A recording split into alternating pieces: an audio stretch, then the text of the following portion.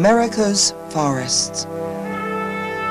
From the brilliant glory of New England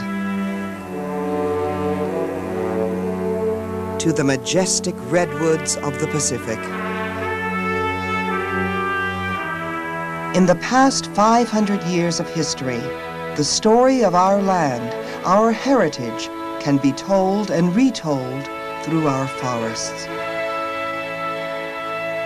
Indeed, our highly urbanized society remains so dependent upon forest products that today Americans consume as many tons of wood as the total tons of most other raw materials combined. Each of us uses, in 1 year, an amount of wood equal to a tree 100 feet high. Billions of trees used over hundreds of years.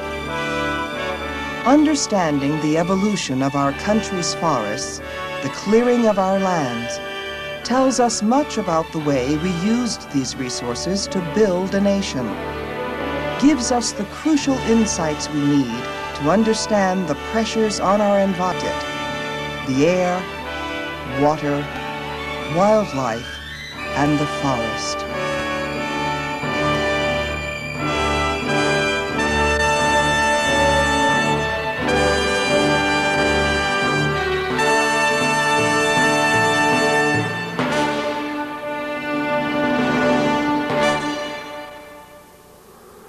At the dawn of the 17th century, America's first European settlers stood in awe before a seemingly endless forest that blanketed the eastern third of the nation.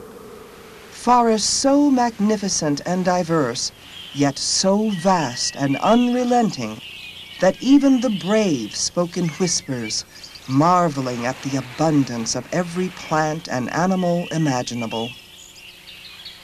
These original forests covered almost half our nation's land. Pre-settlement forests were a crazy quilt of plant species and wildlife, not all pristine and timeless, but dynamic ecosystems influenced by both nature and human activities. Long before Columbus, Native Americans in the East changed their environment by clearing hundreds of thousands of acres of forests to grow crops, and by burning tens of millions more acres to improve the habitat for the white-tailed deer, wild turkey, ruffed grouse, and even bison that so impressed the first settlers. With only an axe and a few modest tools, farmers turned the forest into many of the material things a pioneer family needed. And each tree felled meant land cleared for crops. For almost 300 years, most Americans viewed the forest as an inexhaustible resource. We made stumps by the billions. In late 1700s, 70% of the wood used was for fuel. Each winter, more wood burned in the fireplace than was used to build the house around it. Fuel wood became more scarce and expensive. And as populations increased, the toll on the forests began to show. For instance, there were fences, keeping livestock out of crops and gardens. Fences requiring 8,000 hand-split rails to encircle a square 40-acre field. 3.2 million miles of wooden fences by 1850. Enough to encircle the earth 120 times. America turned freely to its woodlands and found, locked in such placid waters as these, power enough to utilize the forest in earnest. The mills, factories, dams, and tools that made our nation prosper were built of wood and tipped with iron. Virtually all manufactured iron produced in America throughout the 18th century and well into the 19th was made using wood charcoal. Wood was abundant, and technology simple. And charcoal iron production rose until by 1900 it had consumed almost 6 million acres of forest, an area larger than the states of Massachusetts and Rhode Island combined. As the Industrial Revolution grew, so did the country. Millions of Americans immigrated to the Great Lakes regions via canals like the Erie and Wabash. Riding turnpike, river, and national road, these pioneers followed the forests into Ohio, Illinois, and states up and down the Ohio and Mississippi rivers in an ever westward thrust, one of the great migrations in history. The first superhighways were our nation's great rivers. Liquid main streets traveled by steamboats made of wood, using wood for fuel. Along these rivers, our farms and small towns multiplied. Our population grew to over 23 million by 1850. Forest land was cleared wherever immigrants put down roots. In 1850, the total volume of wood used was almost 6 times what it had been in 1800. And America, now one of the largest nations in the world, was poised on the brink of an unprecedented industrial and urban growth made possible by an expanding transportation system based primarily on wood.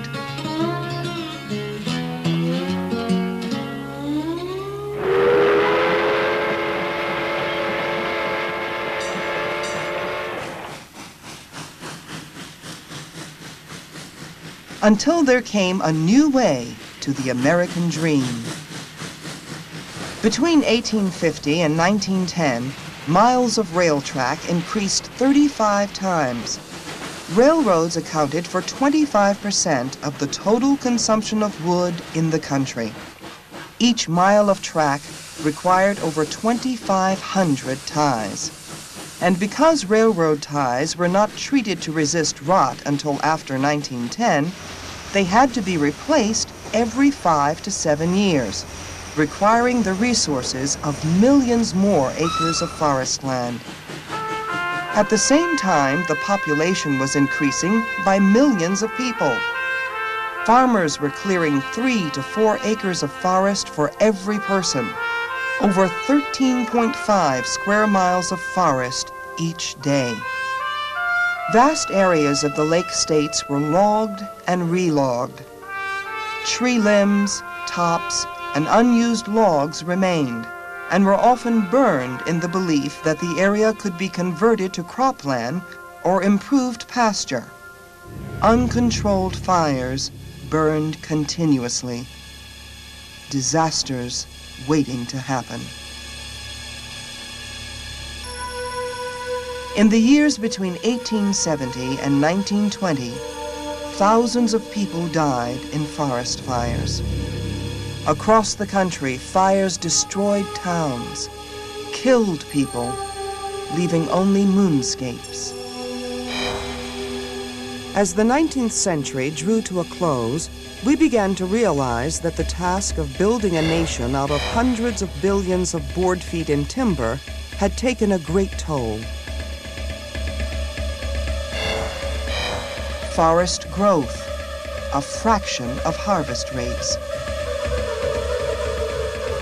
Tree planting, almost non-existent. Wildfires, burning 20 to 50 million acres a year. And scores of species of animals, endangered or on the verge of extinction.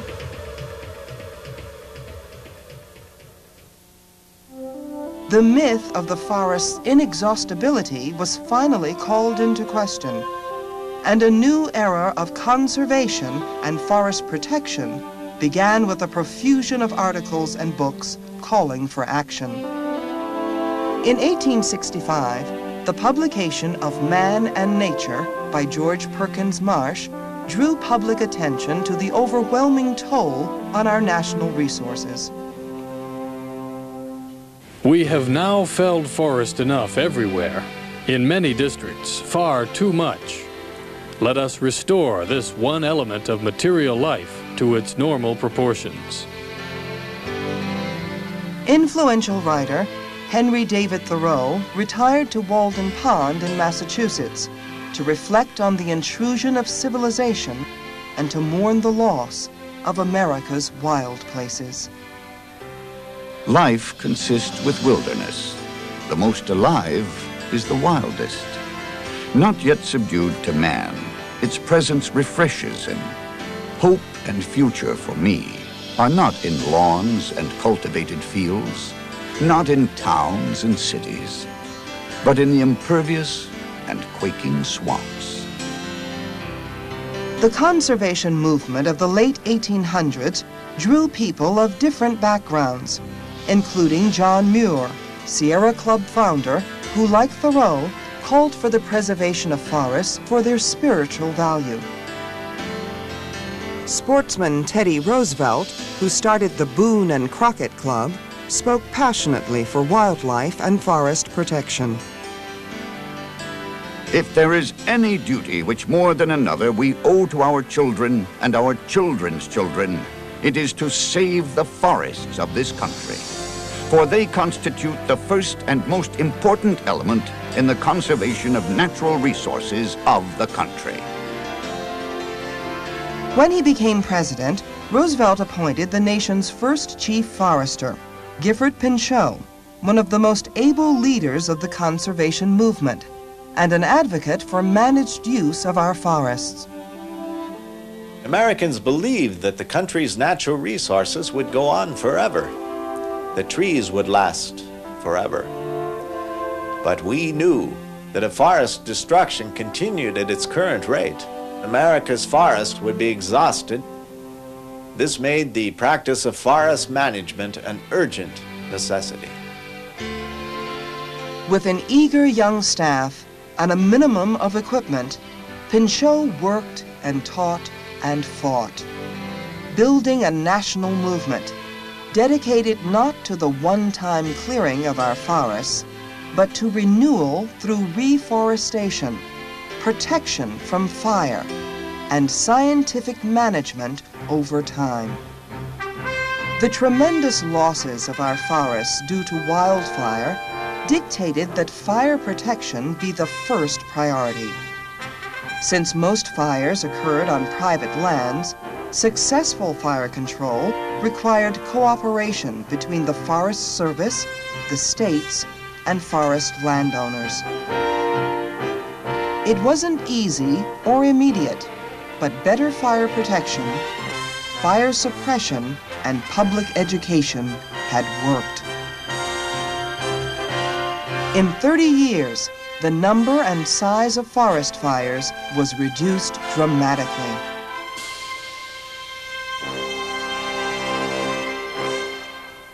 Also starting in the 1930s was the concept of scientific management of forests and wildlife.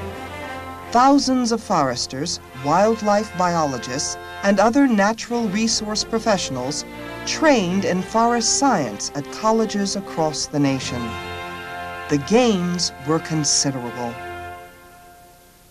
At the Forest Service Forest Products Laboratory in Madison, Wisconsin, scientists researched ways to improve how we use wood products. One of their first successes was to extend the service life of those untreated railroad ties. There was also a conversion to fossil fuels, coal, and later oil, which reduced the pressure to burn wood. Increasing prices of wood encouraged more efficient wood use and the development of wood-saving technologies. And for the first time, we began growing more trees than we were cutting. And along with ever-increasing population, came improvements in agricultural productivity. Hybrid crops and fertilizers made it possible to grow 5 times more food on 1 acre of land. The opening of rich Midwestern prairie lands to mechanized farming and the increasing productivity of American agriculture caused marginal crop and pasture land in the east and south to be abandoned. By the 1930s, millions of acres of new forests were growing on these abandoned lands. In addition, national forests and other public forest lands were increasing in the east, as cut-over and burned-over depleted farmlands and woodlands were purchased from farmers and timber companies. The cycle of growth, use, and regeneration was being repeated again and again.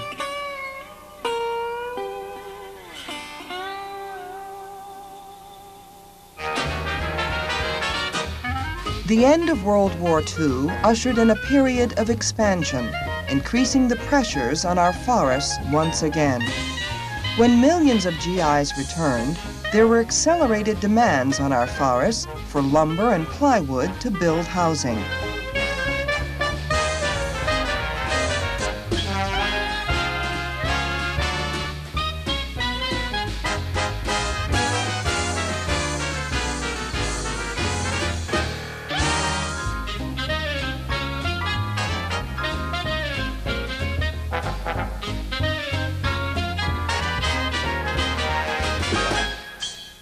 Using national forests helped take the pressure off our privately owned forests that had provided much of our wood during wartime.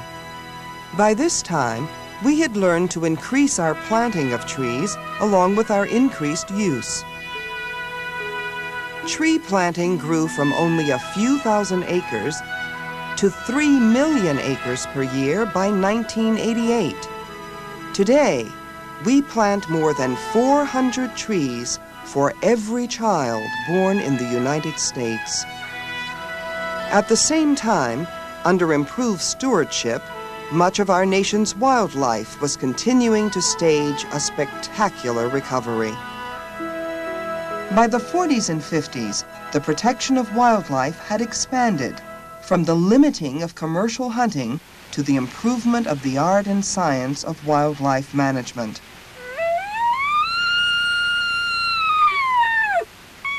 Improving habitat conditions, plus enforcement of hunting regulations and reintroduction of species to unoccupied range brought back scores of mammals and birds. Today, our nation's forests grow on 737 million acres, 1/3 of our country's land. Back in 1920, U.S. timber harvest was twice the rate of forest growth. That trend has been reversed. Today, we grow more wood than we harvest by 1/3. At the same time, the pressures on our forests have never been greater for wood products, grazing, wildlife, and for recreation. For we still use vast amounts of wood in our daily lives. 80% of the wood we use today is harvested from privately owned lands. These lands now make up over 70% of our productive forests. At the same time, we have also come to realize the value of conserving the forest for animal habitats, recreational opportunities, and spiritual renewal. Balancing these choices is not without cost, and significant issues need to be resolved. The protection of remaining old-growth forests in the West, forest health and protection from fire, insects, and disease, maintenance of biological diversity, protection of endangered species, loss of woodlands, use of herbicides in forestry, the impact of pollution.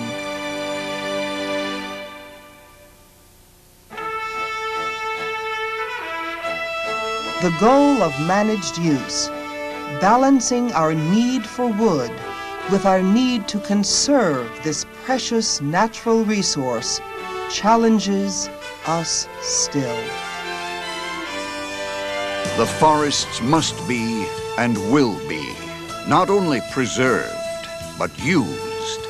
And the experience of all civilized countries that have faced and solved the question show that the forests, like perennial fountains, may be made to yield a sure harvest of timber, while at the same time all their far-reaching beneficent uses may be maintained unimpaired.